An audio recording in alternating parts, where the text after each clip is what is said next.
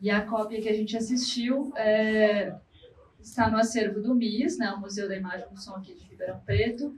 Tem aqui a presença do Fabrício representando o MIS. Agradeço muito por você ter vindo, também por essa parceria do MIS com a Barão de Mauá e também a Biblioteca Sinhá Junqueira.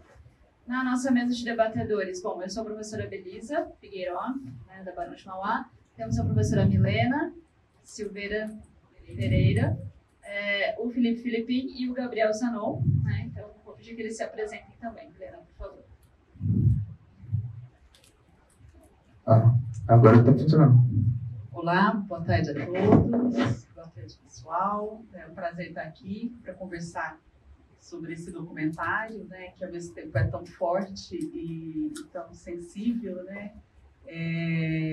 Eu sou professora da Barão de Mauá também, dos cursos de História, Comunicação, Letras, Pedagogia e Direito. Sou historiadora de profissão, mestre e doutora em História e Cultura Social pela Unesp em Franca. Tenho pós-doutorado também em Cultura Luso-Brasileira, então o cinema sempre esteve ao meu lado aí na minha trajetória, né?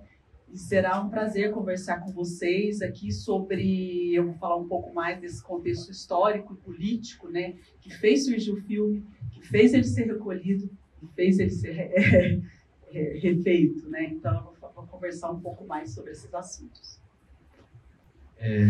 Meu nome é Felipe, eu sou aluno do quarto período de audiovisual. E o filme, quando a gente escolheu, ele veio pra gente como... Pra mim, eu nunca tinha assistido, eu já assisti outros filmes do Coutinho, né, que a gente já vai tratar também. Mas a gente vê que a sensibilidade, né, que ele traz como filme e essa questão de democracia por todo o filme que foi passado, né, pelo líder de Sapé, pela Elizabeth, né, que colocou, né, à disposição a pessoa dela como uma pessoa que está firme e forte ali na luta. Então a gente vê que algumas coisas tratadas no filme ainda tem algumas consequências hoje que a gente já vai tratar. Bom, primeiramente, boa tarde a todos. É um prazer estar aqui de novo, pela segunda vez, fazendo o debate do Cine Barão.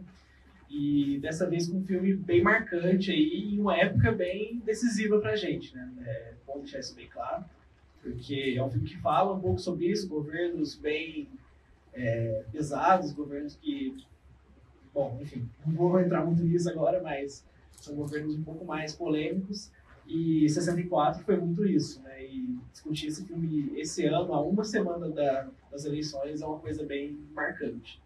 Bom, então para começar o debate, a gente vai falar um pouquinho sobre o diretor, né, o Eduardo Coutinho, que é um dos maiores documentaristas, um dos maiores documentaristas brasileiros.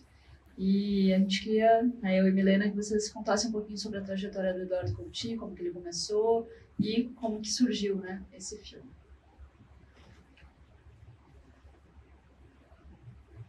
Bom, Eduardo Coutinho, para quem não conhece, ele foi um repórter no começo da trajetória dele, né? Ele começou com a primeira parte, né, do filme, quando ele apresenta. Ele tem um olhar mais de ficção, né, trazendo para o neorrealismo. E depois, né, quando tem a queda do golpe militar de 64, ele traz depois esse olhar mais documentarista, né, porque ele trabalhou de repórter, no Globo Repórter e tal. Mas assim, pra gente começar, tem uma frase dele marcante, que ele coloca assim: vivi uma experiência maravilhosa, fui lá e fiz um filme. Então, Coutinho, ele não tem algo, acho que, não sei se colocaria como único, mas assim, ele tem um olhar sobre as pessoas, sobre como ele chega a abordar as pessoas, né? Então, só para resumir a biografia dele, ele fez 20 filmes, né? Dirigidos por ele, 3 longas de ficção. Ele nasceu em 1933 e, infelizmente, acabou morrendo em 2014. Ele trabalhou nesse período, depois do começo do filme, do Cabra, ele foi para a Globo, né? Ele trabalhou como repórter, né? Como parte do Globo Repórter inteiro, e depois ele retomou para fazer o Cabra, né? Depois da recuperação dos arquivos e tudo mais. E ele tem tanto o Cabra como o filme mais marcado dele, né? Mas ele tem outros filmes como Babilônia 2000, Edifício Master, Jogo de Cena e o próprio Cabra. Então, ele é um documentarista que, assim, ele traz pra gente como um pouco da essência da sensibilidade do cinema chileno.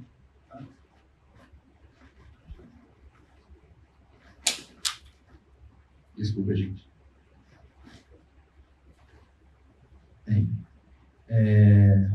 Então, o Coutinho, ele tem no começo da vida dele, o mundo do documentário, ele é muito presente, né? Ele realmente é muito presente no documentário.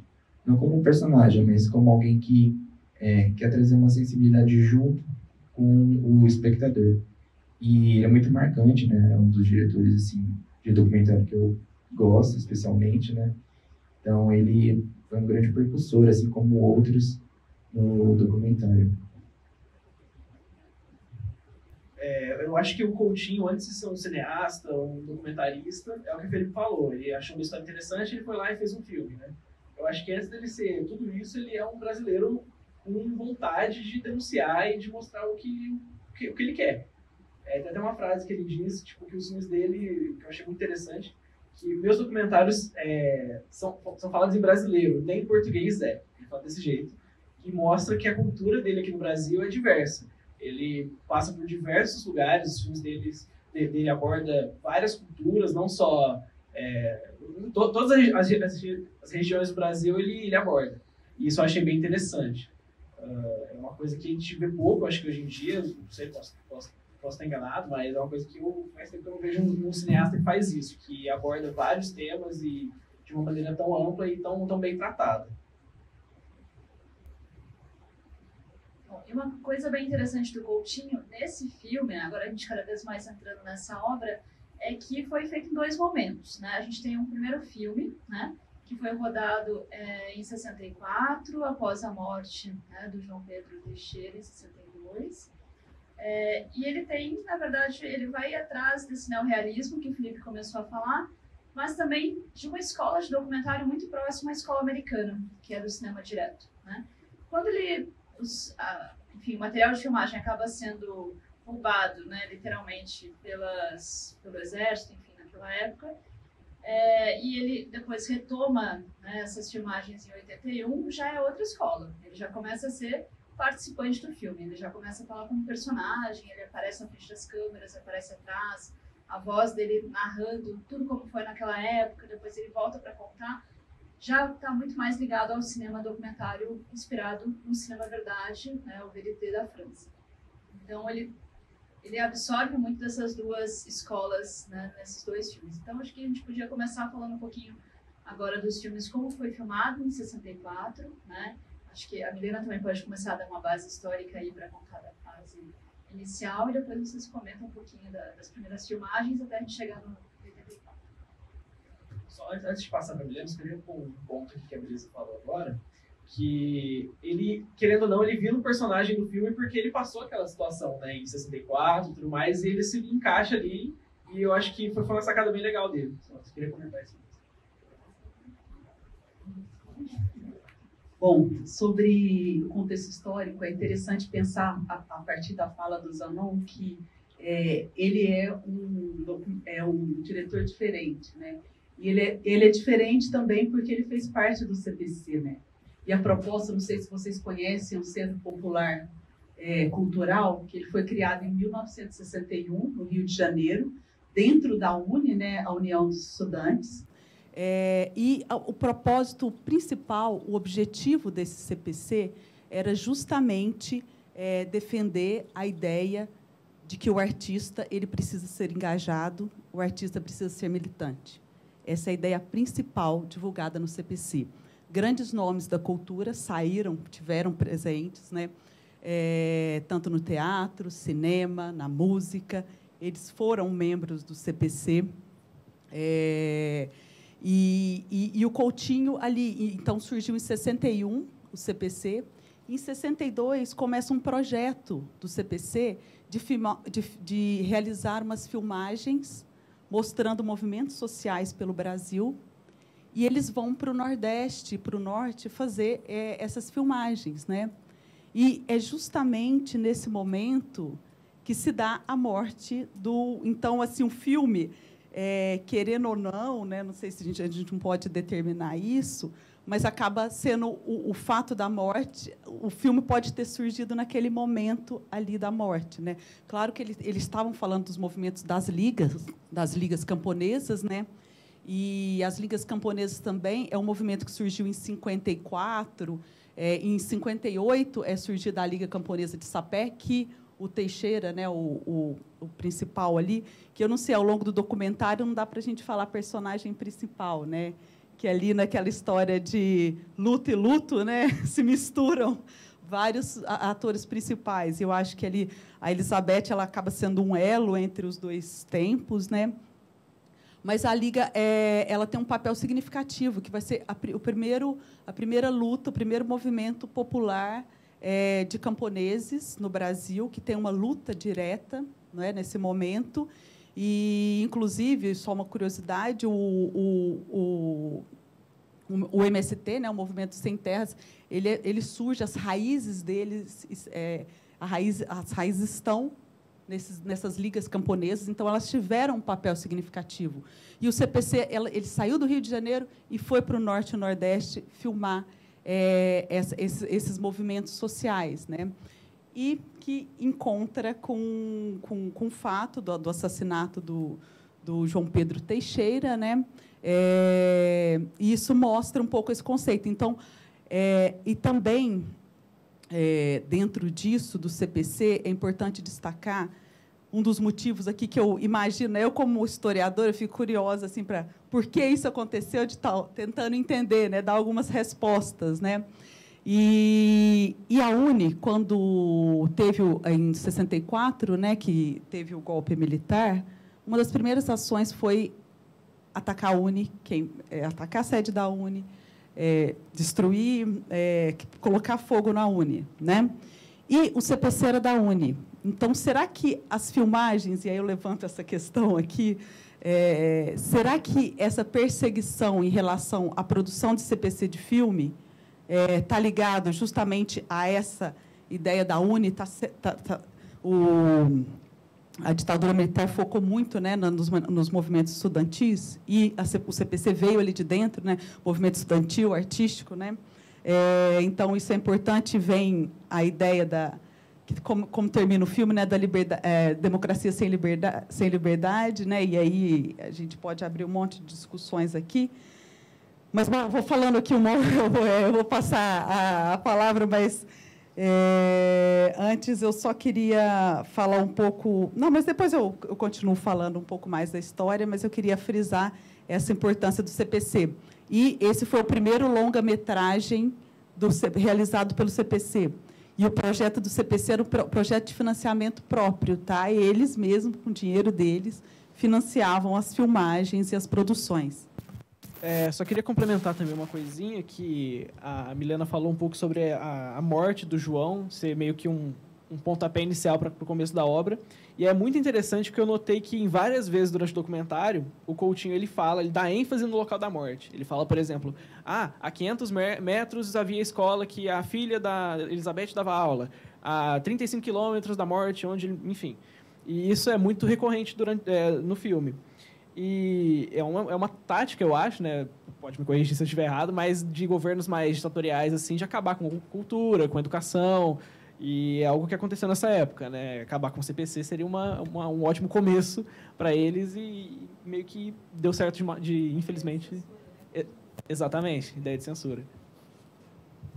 E é bom lembrar também, gente, que, claro que foi o filme de 64, pode ter sido o primeiro filme do CPC, mas a gente vivia também a época do auge do cinema novo, né? Então, a gente tinha aí, em 62, o Barra Vento, já despontando para os festivais. Em 64, a gente tem Deus, o Diabo na Terra do Sol, Ganga Zumba, e Vidas Secas explodindo no Festival de Cannes, né? Então, já era um movimento em que o próprio Glauber Rocha estava aí mostrando para o mundo a miséria do Brasil, e isso incomodando muito os governos, né, ditatoriais que viriam dali por diante. Então, junta tudo, na verdade. Junta os estudantes, junta os cineastas que já estavam mostrando que o Brasil estava... então, ele quis... o Glauber era muito ele, né? Ele fundou o movimento dele, que foi o Cinema Novo, né? Para levar esse Brasil miserável, né? E mostrar todas as nossas mazelas para o grande público internacional. Então, a gente tem também todo esse caldeirão cultural, né? Então, início dos anos 60, com Bossa Nova explodindo também nos Estados Unidos, enfim. O Brasil estava na crista da onda nessa época, então, tudo que acontecia aqui tinha repercussão lá fora, né? Então, a gente tinha todo esse caldeirão e tudo acontecendo aqui dentro. Então, é claro que a primeira... Claro não, né? Nada tão óbvio assim, mas era bem esperado que a gente tivesse uma questão muito forte contra todo o movimento cultural, educacional no Brasil, assim que o governo ditatorial assumisse o poder, né? Então, eu só queria frisar isso e passar a bola para o Felipe, para ele continuar. Interessante, puxando desse lado, até o momento, né? O primeiro momento do filme, quando ele é passado, que ele diz dia 31 de março, né? Isso aqui a gente não tem, tipo... 31, né? Quer dizer, 31 de fevereiro, se eu não me engano. 31 de março. Antes desse momento, da virada e tudo, que ele fala, nossa, tem gente lá fora que quando vem tal, a ditadura... no dia 15, como ele relata, né, teve um conflito em Sapé entre policiais e trabalhadores ali, né? E os camponeses, e 11 pessoas morreram, né? Nessa discussão, nessa briga. E, assim, desde esse momento, houve impossibilidade de gravar nesse momento, e depois teve o golpe militar, que aí se perdeu os arquivos, foi parado, né? Tem até um momento em que, quando eles estão falando, que, ao longo do tempo, quando chegaram para eles, os cubanos, né? Não, porque eles são cubanos. Eu falei, não, gente, mas só porque estão gravando não quer dizer que são cubanos. Então, era uma coisa da época, só porque eles eram diferentes, eles acharam que era cubano. Não, não é bem assim que funciona. Então, a gente vê que, até hoje, né, a gente passa por algo que é alguma coisa que só porque você não é condizente com o governo, seja diferente, eles querem colocar e impor essa ditadura em questão. Mas é condizente com esse momento que achavam que eles eram cubanos, né? Então, eu acho que para o filme, nesse momento, ganhou a bolsa para trabalhar, para estudar. Ir para lá, sim. Exato.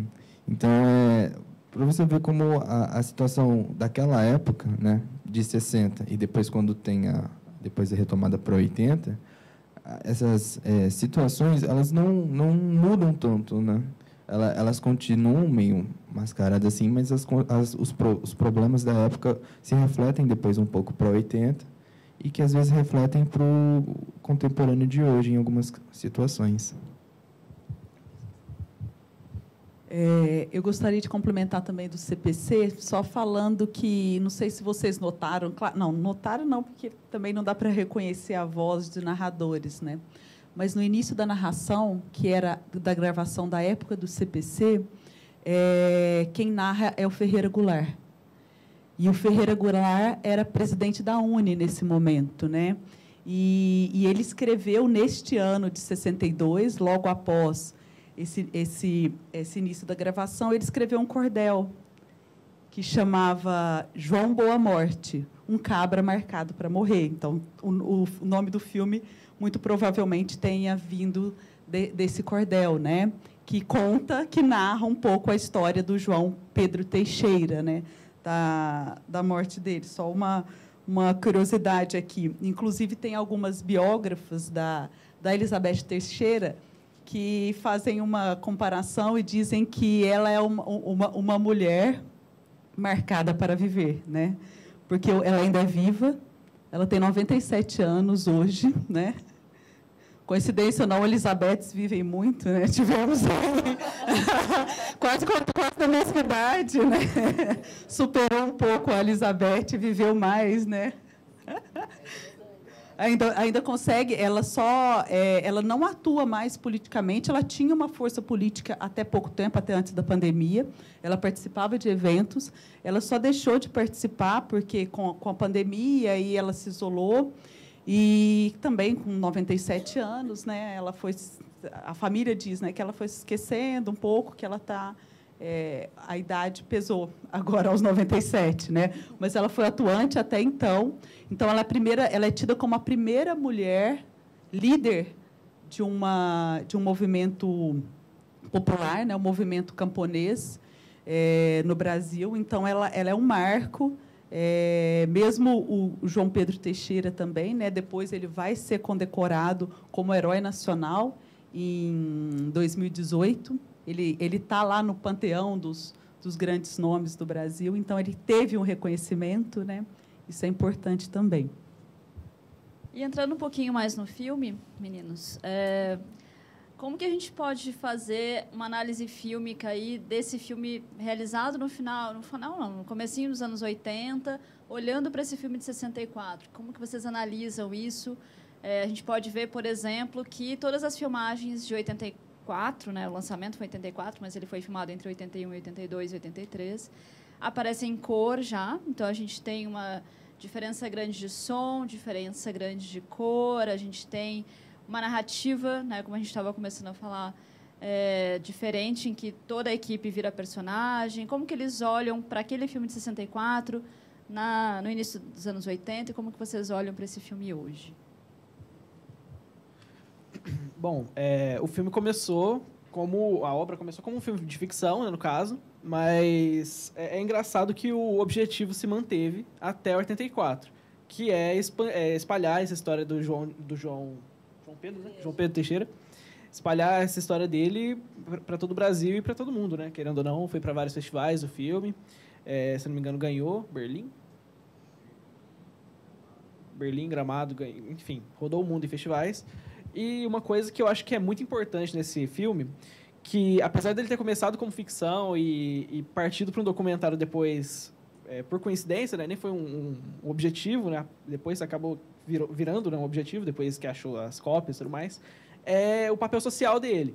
Que eu acho que a ditadura ela fez essa separação de toda a família, de toda uma cultura ali dentro da UNE, do CPC, né, e dos próprios camponeses. E o documentário ele une todas essas pessoas de novo, mostrando como elas estão depois, tudo mais. Eu acho que isso é muito importante e o cinema se mostra muito presente nisso, em denunciar. Até ele denuncia uma coisa que estava acontecendo na época, que é a cidade de São Rafael, né? São Rafael ia ser toda inundada ali com pouca indenização para quem morava naquela cidade. Apesar de ter poucas pessoas que moravam lá, são pessoas, né? Então a gente tem que ter um cuidado aí nisso. Fora isso, eu acho que o documentário ele denuncia não só isso, mas tipo ele mostra como uma ditadura ela é muito perigosa para todo mundo, é óbvio, mas ele retrata isso na ficção no começo do filme, mostrando como tipo os latifundiários eles tratavam ali os camponeses e tudo mais, e mais para frente mostra que a atitude da polícia e de todo o resto era basicamente a mesma, de não ligar muito para a vida e essas coisas. Bom, só complementando, né? Quando eles têm a retomada da filmagem, né, depois da reabertura, né, depois da ditadura e tudo mais, eu vejo que o Coutinho ele tem uma visão, né, tratando do filme como um todo, de passar um sentimento para a pessoa, trazer essa proximidade, porque quando eles exibem, né, como eles não têm o acesso a essa tecnologia, vamos colocar assim, da época ali, não tinha tantas coisas que normalmente o eixo Rio-São Paulo estava acostumado e tudo mais. Então, essa proximidade, quando eles mostraram a primeira versão que foi gravada, então foi muito importante. Tipo, a Elizabeth, todo mundo vendo aquela situação que foi colocada ali, né? Eu acho que traz a gente como proximidade de ser humano, sabe? Então, eu vejo que essa proximidade das pessoas, do Coutinho passar, acho que traz a gente do cotidiano. Fala, nossa, eu sou aquela pessoa que está assistindo, ou aquela pessoa que passou por aquela situação, aquela sensibilidade, assim como o Coutinho também passou. E eu queria colocar também, como o Gabriel falou, que ele ganhou Berlim e tal. Saiu uma nota de um site recentemente, que esse filme ele já foi restaurado, né? Foi restaurado pela Cinemateca e tudo mais. E eles vão refazer uma versão em DVD para Blu-ray. Eu sei que a gente não... Acho que muita gente que não sei se assiste ou compra DVD, porque tem os streamings. Mas vai lançar um DVD com o filme todo, totalmente tratado, tudo bonitinho. E ele foi refeito pela Bratz Filmes, não sei se é assim que fala, com parceria do Instituto Moreira Salles, né, o IMS. E ele, além do filme, ele vai contar com um extra, com a edição da entrevista com Zelita Viana, contendo 25 minutos, e uma entrevista do Coutinho também, trazendo 12 minutos. Então, eu acho que é um filme que traz bastante desse conteúdo, dessa nossa contemporaneidade que não estamos passando. Até porque daqui a pouco é eleições, né? Então, eu acho interessante a gente trazer esse assunto à tona.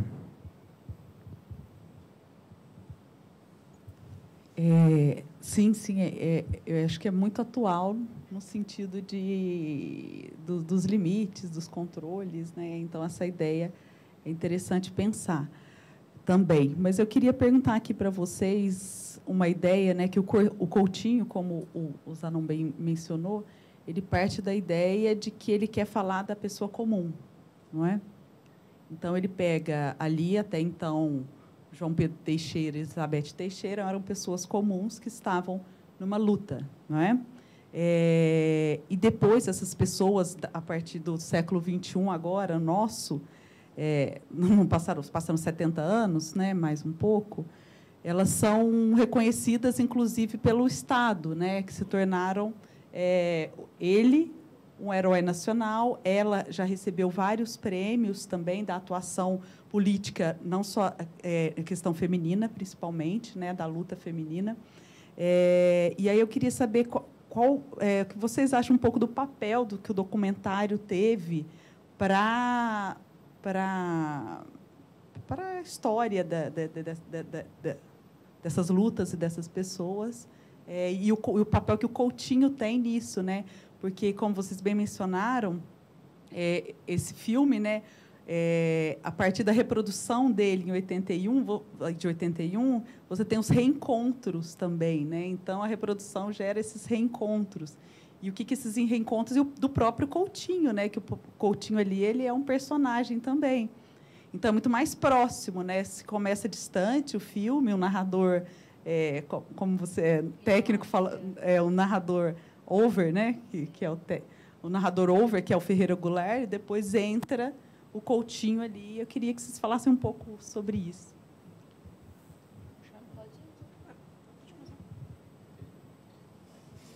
Bom, às vezes eu falo que o Coutinho é uma incógnita, né? Naquele momento, assim, ele quer participar, às vezes como over, e às vezes não, ele quer estar do seu lado, falando, então, por que aconteceu tal coisa, né?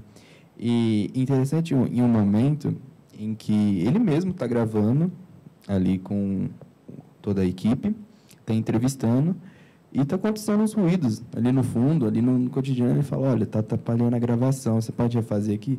Assim, eu vejo que é um cinema de verdade, é um cinema direto, assim, não é algo ficcional, que a gente está acostumado, que é quadrado, é fechado, tem um roteiro. E eu acho que cria uma linguagem, como a gente está vendo do cinema novo, né, dessa nova linguagem para o cinema, não é algo que a gente está acostumado do cinema hegemônico, que é algo que estava dominando ali a massa. E tanto Coutinho como outros estudantes ali de outras áreas coligadas, não exatamente cinema, eu acho que eles trouxeram para o cinema novo, para o nosso cinema que a gente conhece hoje, uma nova forma de apresentar isso, né? De apresentar essa narrativa diferente ao cinema. Porque, às vezes, a gente está acostumado de ver, Rio, São Paulo. Mas, pô, o Brasil, quanto de dimensão que ele tem? Então, ele tem um espaço muito... Então, assim, esse recorte sobre o povo de Sapé, sobre o CPC, sobre esse movimento, eu acho que condiz muito com a linguagem disso, né? Então, a gente tem que também explorar as outras culturas do nosso país, assim como os outros documentaristas e outros cinemas fazem.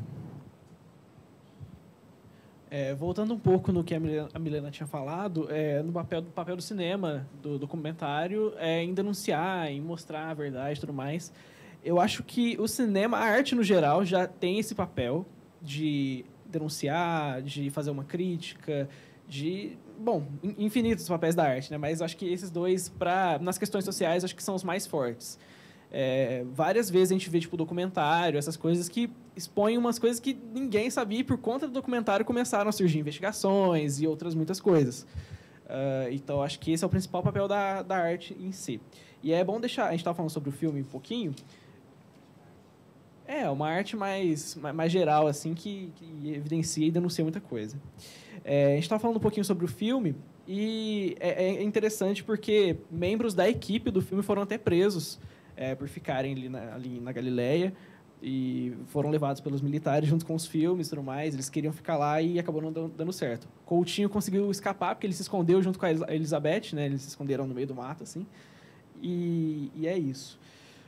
Outra coisa que eu queria comentar é que teve alguns conflitos, né? E durante todo esse período que o filme foi gravado, de 62 até 84, né? Foi o final. Apenas 2 camponeses ficaram vivos durante esse tempo. Várias outras pessoas morreram, desapareceram, e eu acho que é um reflexo, né, desse regime tão autoritário que não aceitava opiniões diversas. E ele só foi liberado também a partir de 84 com a abertura política, né? E a gente já tinha a Embrafilme também para lançar os filmes, né? Que foi uma autoridade cinematográfica, né? Uma empresa brasileira de filmes que foi lançada durante a ditadura e também passou por diversas fases, né? E nessa fase de 84 aí já estava também na sua crise, mas que também foi por conta dessa abertura que a gente teve acesso a esse filme, né? Não só para ele voltar a ser filmado, enfim, e o Coutinho poder voltar lá e refilmar com as pessoas que sobraram da época, mas também desse filme chegar até o público, né? Então, isso é bem sintomático da época, né? E, aproveitando que nós temos ainda alguns minutos, eu queria abrir também para a plateia, né? Se alguém tem alguma pergunta, alguma questão aqui, fiquem à vontade. Posso colocar uma coisa antes? Vamos abrir, senão a gente não vai ter muito tempo. Alguém tem questões? Nada? Senão a gente segue por aqui. Nenhuma pergunta? Então, vamos lá.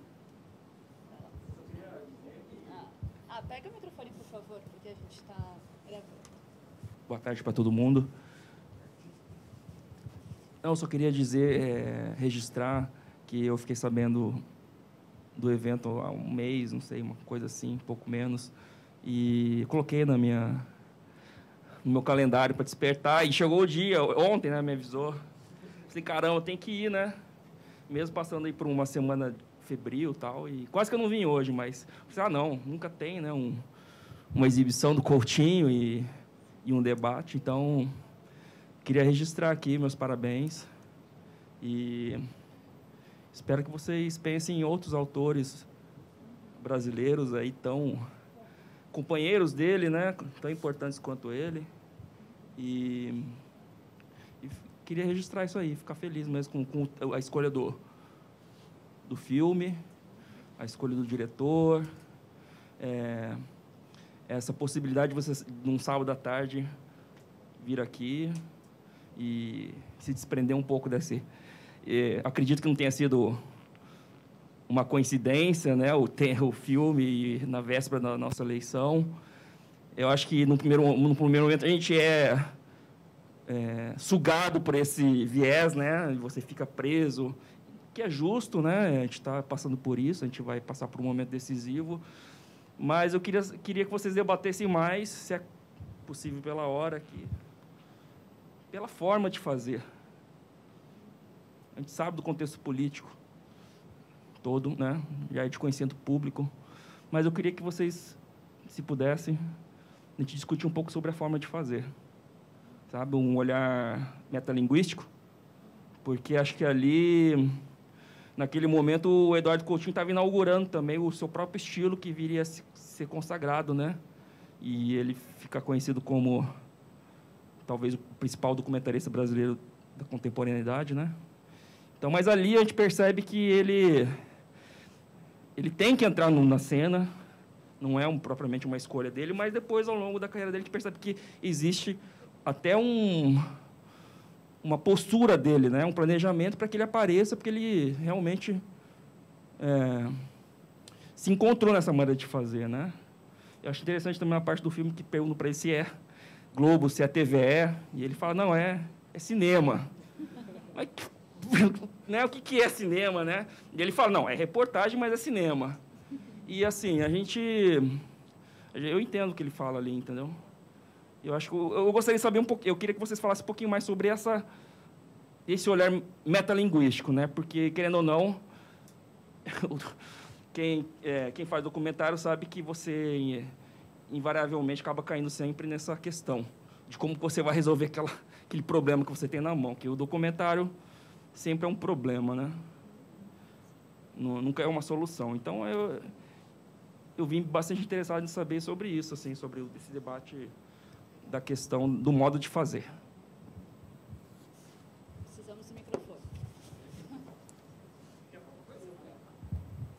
Boa noite, boa tarde.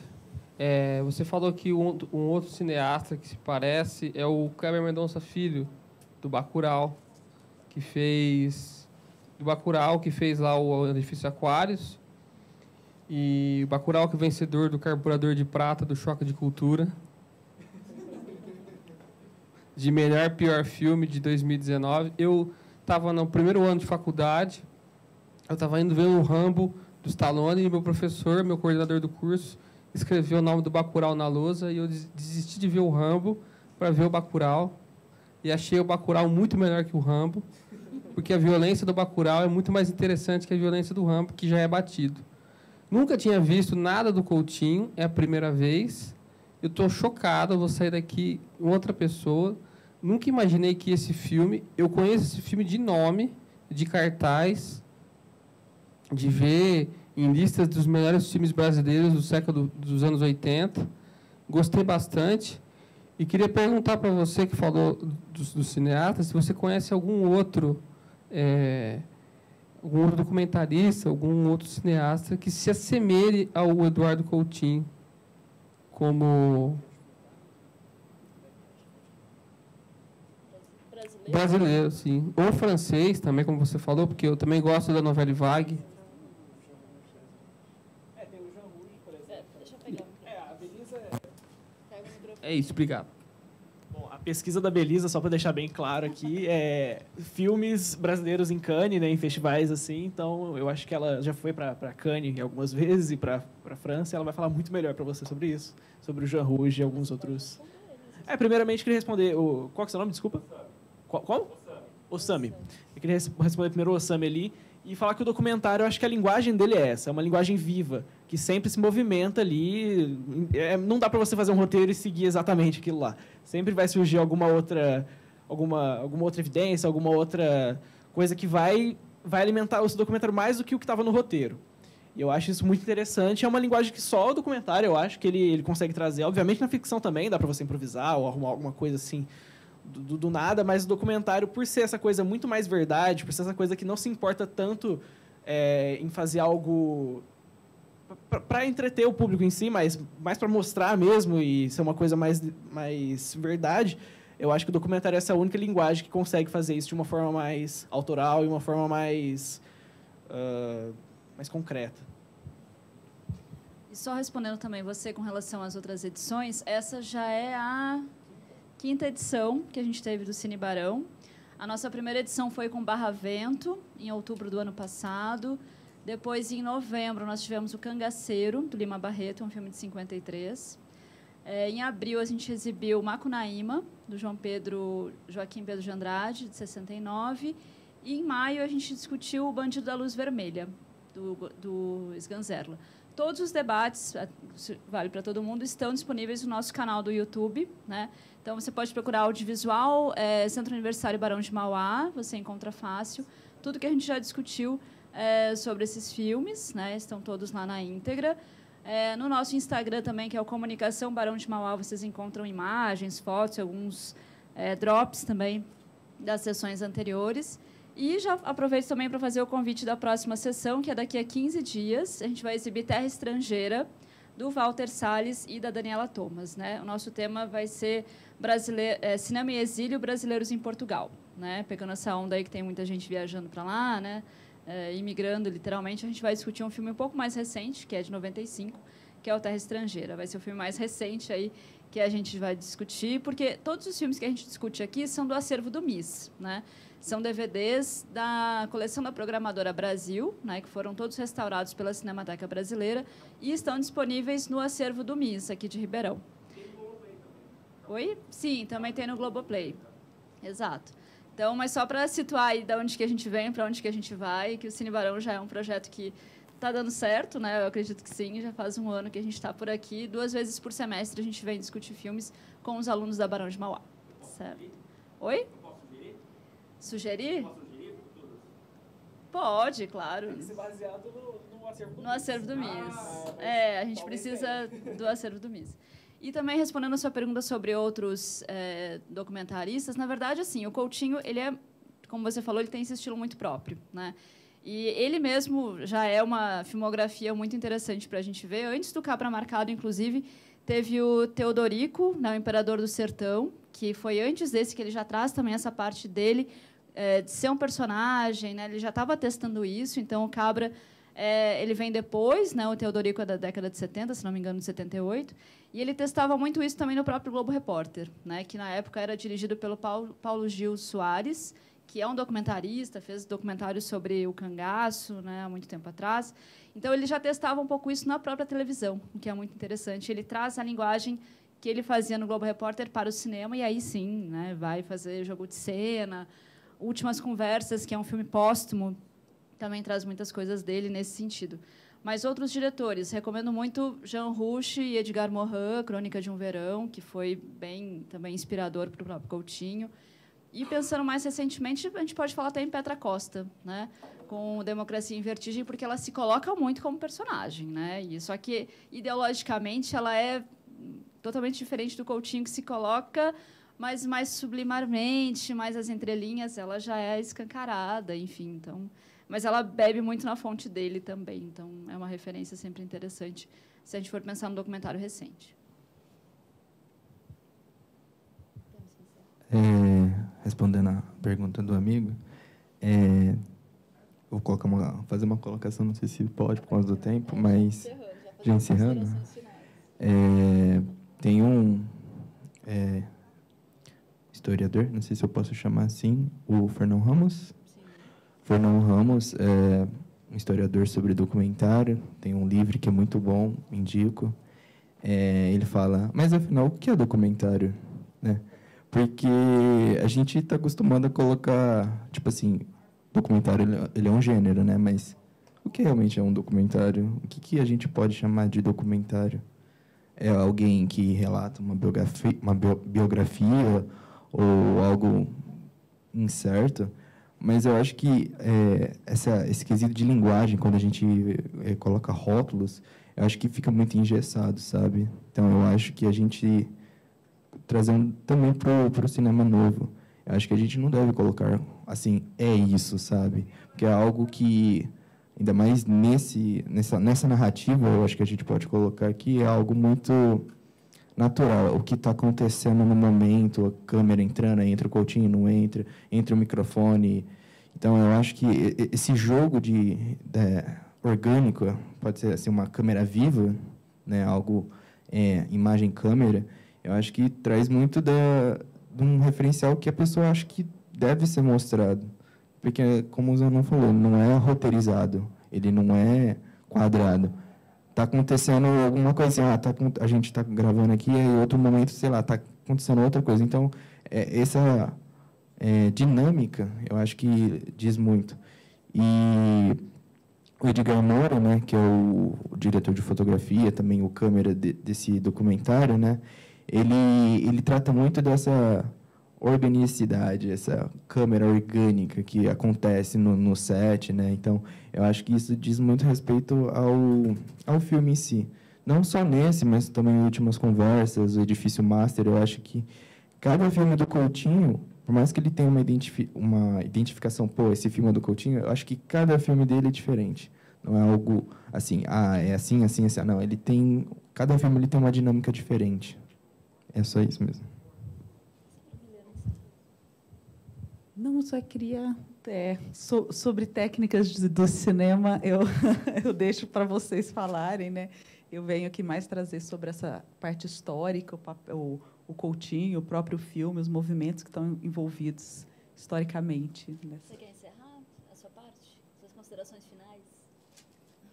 Minhas considerações finais, eu penso que, principalmente se falando em documentário, né, entender o momento histórico de produção, e olha que esse filme ele vai pegar um marco de 20 anos para a produção, é fundamental, porque quando você entende o contexto histórico da produção, você entende por que o autor trabalha de tal maneira, né? Então, eu, como historiadora, fico aqui a mensagem final: saibam a história, saibam o passado, porque o passado a gente pode entender as experiências que a gente teve, boas e ruins, e caminhar para o que a gente acha melhor. Para fechar, minhas considerações finais, elas vão para um lado um pouco mais político e uma conscientização para todo mundo, que eu acho importante agora para esse final. Bom, a gente só está vendo esse filme aqui desse jeito por conta da Cinemateca, por conta do MIS também, que, bom, tem um acervo e tudo mais. Então, vamos valorizar tudo isso que a gente tem no Brasil. É importante a gente ter esses órgãos que fomentam cultura, que organizam, que guardam esses acervos gigantes. Então, vamos realmente dar um apoio maior para isso, que vale muito a pena, e que nos últimos anos a gente não tem tido tanto. Nesse mês, teve um corte de 1,2 bi, só no cinema e em toda essa parte de cinema do Brasil. Então, vamos tentar melhorar isso aí. Então, semana que vem, votem com consciência. Bom, agradeço a presença de todos aqui da mesa, de vocês também. Muito obrigada. E fica o convite para daqui a 15 dias a gente discutir terra estrangeira. Obrigada, gente. Boa noite.